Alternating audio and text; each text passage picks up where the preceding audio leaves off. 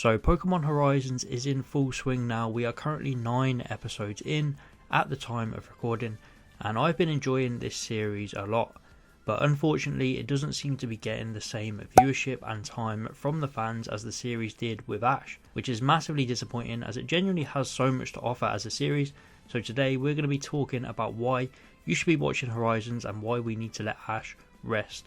It's normal to miss Ash. It was a really sad day when it was announced that he was going, and it's still weird not seeing him on our screen every week. But we can't let that affect the enjoyment of the current series, because I feel like there are a number of people who have stopped watching the show solely because Ash is gone, which is really disappointing. Of course it was always going to happen, but I didn't think it would have as big an impact as it seems to have had. Ash was around for 26 years, he did everything, competed in gyms, travelled across most of the regions, and in the end he won the World Championship. There wasn't really much left for him to do, unless they aged him up or did something crazy with him, which I wouldn't have personally minded, but I'm glad they decided to move on now because it seems they made the right choice. I also don't think that this is it for Ash. I got a feeling Horizons takes place in the same universe and we might see Ash again someday, who knows. But we don't need to see him anytime soon. Let him rest for a while and then they can bring him back when the time is right and if it fits the story purpose. I think this was probably the best decision the writers could make in leaving Ash out of the series, because they've left it open-ended and gave that chance for him to return in the future. So I think if you are sad about Ash leaving, that is fine still, but please don't let it take away from what's happening now. Give the new show a chance, and that brings me on to Horizons. Pokemon Horizons so far has been incredible. We are 9 episodes in. I haven't rated any of these episodes under 7 yet.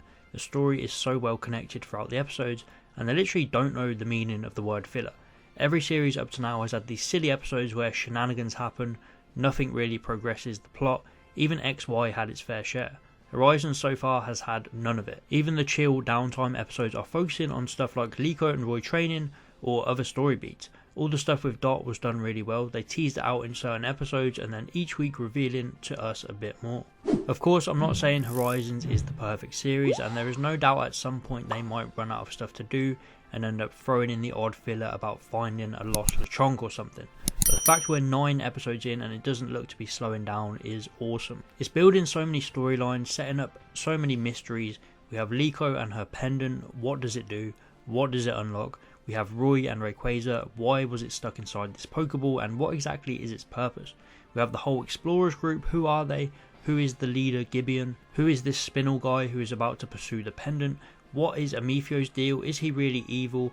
There are just so many things going on in this anime, and this is all before they even reached Paldea. So imagine what we can get from even more Paldea plotlines when they come into the story. It's just going to make for non-stop action. The next thing I believe Horizons is doing better than any other series is the pacing. The pacing is just so good. It's taking its time with everything, it's not rushing things for the sake of payoff. There was a moment of Liko versus Golduck getting off screen which was a bit annoying, but they did that to give Roy and Fuecoco more time to bond. They're doing stuff in benefit of the larger plot. The whole Roy and Fuecoco plotline was done perfectly. They spent time together before the capture. We saw both of their personalities, Fuecoco's love of singing and its admiration for Freed's Charizard. The characters and the interactions are done so well and there's so much room for all of them to grow. Like, what the hell even is Ludlow's deal? We know nothing about this guy, but I'm confident that he'll get his own backstory and development someday. I may be peaking with this series too early, we're only 9 episodes in, but it hasn't disappointed yet. I've been satisfied with every single episode, even the episode that I thought might be slightly filler or slightly boring. It just proves me wrong.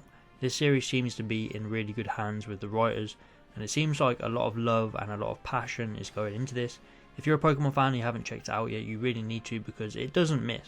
And if you're someone who's dropped the Pokemon anime altogether because Ash has left, then again I'd recommend you to pick it back up because we don't need Ash to make a great series. They have proven that already with 9 episodes.